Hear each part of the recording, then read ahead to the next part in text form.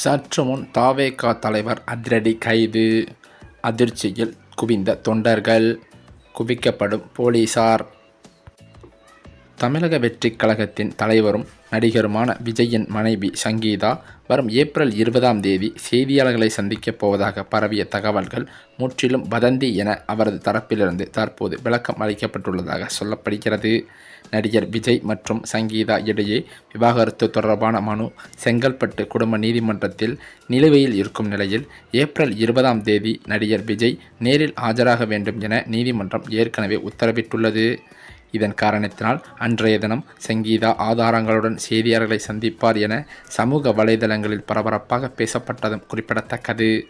ஆனால் விஜய் தரப்பில் நடத்தப்பட்ட சமரச பேச்சுவார்த்தையை தொடர்ந்து அவர் இந்த முடிவை மாற்றிக்கொண்டதாகவும் கூறப்படும் நிலையில் தற்போது வரை அத்தகைய செய்தியாளர் சந்திப்பு எதுவும் திட்டமிடப்படவில்லை என திட்டவட்டமாக தெரிவிக்கப்பட்டுள்ளதாக சொல்லப்படுகிறது. மேலும் அது மட்டுமில்லாமல் இந்த தகவலிலிருந்து வெளியே தெரிய இருப்பது என்னவென்றால், விஜய்க்கும் சங்கீதாவுக்குமான பிரச்சனையானது சுமூகமாக முடியவில்லை என்றும் விவாகரத்து கண்டிப்பான முறையில் சங்கீதா கோருவார் என்றும் அவரது தரப்பில் தகவல்கள் வெளியாகியுள்ளது. அது மட்டுமில்லாமல் சங்கீதா விஜய் இடையேயான விவாகரத்து பிரச்சனையானது புதாகரமாக வெடிப்பதற்கு இன்னும் அதிக நாட்களில் இல்லை என்றும் அவரது தரப்பில் தெரியப்படுத்தப்பட்டுள்ளது. தமிழக சட்டமன்ற தேர்தல் களம் இறுதிக்கட்டத்தை எட்டியுள்ள நிலையில் தமிழக வெற்றிக் கழகத்தின் வேட்பாளர் ஒருவர் அதிமுக பொதுச் செயலரான எடப்பாடி பழனிசாமியிடம் விலை போய்விட்டதாக எழுந்துள்ள புகார் அரசியல் வட்டாரத்தில் பெரும் அதிர்வலைகளை ஏற்படுத்தியிருக்கிறது. தமிழக வெற்றிக் கழகத்தின் முக்கிய நிர்வாகிகளில் ஒருவரான ஆதவ் அர்ஜுனா சமீபத்தில் செய்தியாளர்களிடம் பேசுகையில் ஒரு அதிரடி குற்றச்சாட்டை முன்வைத்திருக்கிறார்.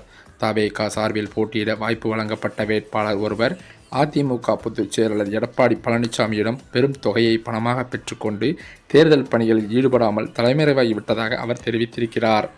அது மட்டுமில்லாமல் கட்சி தலைமை வைத்த நம்பிக்கையை சிதைத்துவிட்டு எதிர்க்கட்சியிடம் விலை போன அந்த நபரை கருப்பு ஆடு என அவர் கடுமையாக விமர்சித்திருக்கிறார்.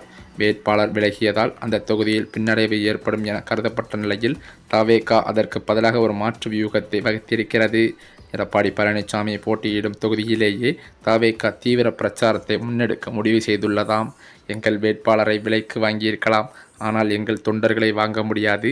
வேட்பாளர் இல்லாவிட்டாலும் இபிஎஸ் தொகுதியில் தவேகாவின் பலத்தை காட்டுவோம் என ஆதவ் அர்ஜுனா தற்போது பேசியிருப்பது பெரும் பரபரப்பாகவே பேசப்பட்டு வருகிறது.